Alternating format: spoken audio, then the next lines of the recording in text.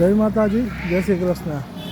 જેમ મેં બપોરે પણ વાત કરી એમ અત્યારે પણ એવું જ થયું કે અમે ઘરમાં લક્ષ્મી માતાની પૂજા કરતા હતા અને એ સમયે જ બરાબર બહાર વરસાદનો એક રેડો આવીને વયો ગયો. આ તમે જોઈ શકો છો, રસ્તા ભીના છે.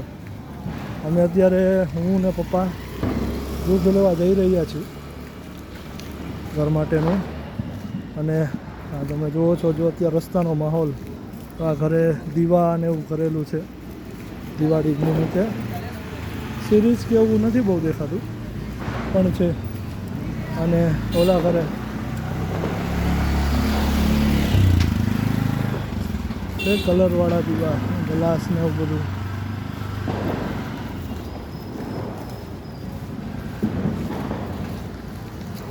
જો આ ઘરે પણ તમે જોઈ શકો છો, સિરીઝ કરેલી છે. થોડો ઘણો માહોલ, દીવા કરેલા છે દરવાજા આગળથી, થોડો ઘણો માહોલ તમને જોવા મળે છે. અને અમુક ઘરે તમે જોશો તો કાંઈ તમને ડેકોરેશન કે કાંઈ જોવા નહીં મળે. તમે સમજી શકો છો કે આપણે જેટલું ગુજરાતમાં જે હોય છે એવો તમને માહોલ અહીંયા જોવા નહીં મળે.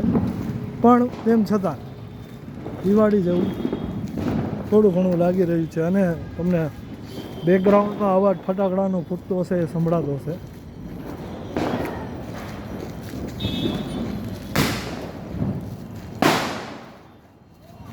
આ મિત્ર આ ઘરે ફટાકડા ફોડી રહ્યા છે બધા લોકો, જોઈ શકો છો.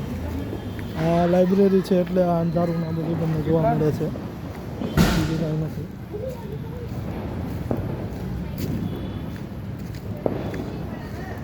અહીંયા પણ ફટાકડા ફોડી રહ્યા છે ગલીમાં. જો આ ઘર છે, આમાં પણ તમને દિવાળી, દીવડા અને સિરીઝનું ખૂબ જ સારું એવું ડેકોરેશન આપણને જોવા મળી રહ્યું છે.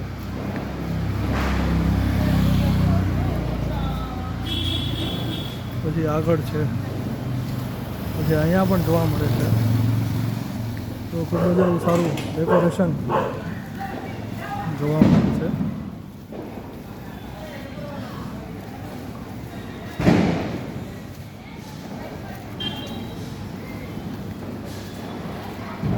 આ લેડીઝ પીજી છે અને ત્યાં પણ અત્યારે ફટાકડા ફૂટે છે થોડા ઘણા. આ ઘરે પણ જુઓ તમે, ખૂબ જ સારો એવો શણગાર, દીવડા અને બધું જોવા મળે છે. લગભગ અહીંયા પણ હમણાં પૂજા થઈ હોય એવું લાગી રહ્યું છે મા લક્ષ્મીજીની. તો આ બે મિત્રો ફટાકડા ફોડી રહ્યા છે, આપણે જોઈ શકીએ છીએ. આ ઘરે પણ સારું એવું ડેકોરેશન જોવા મળે છે. તુક્કલ લગાડેલું છે લાઇટનું. અહીંયા પણ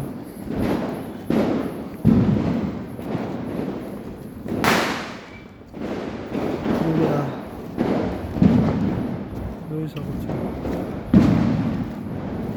અને બેકગ્રાઉન્ડમાં તમને અવાજ તો આવતો જ હશે ફટાકડાનો અને મારો. આ ઘરે પણ જોઈ શકો છો, સારી એવી સિરીઝ ડેકોરેશન કરેલું છે. અહીંયા પણ આ ઘરે પણ બહુ જ સરસ એવી સિરીઝ લગાડેલી છે દીવડાવાળી.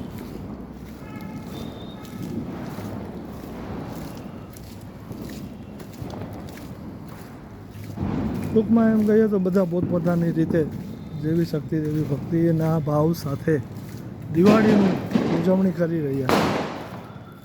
બધા પોતપોતાની રીતે દીવડા, લાઇટો લગાવીને કરી રહ્યા છે.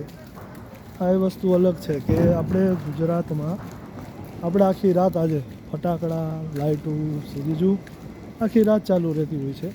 અને જ્યારે અહીંયા એવું છે કે અમુક સમય મર્યાદા પછી એ લોકો ફટાકડા નથી ફોડતા અને લાઇટો, સિરીઝો પણ બંધ કરી દે છે. એવા ઘણા અનુભવ છે મને, તમારી સાથે હું અત્યારે શેર કરી રહ્યો છું.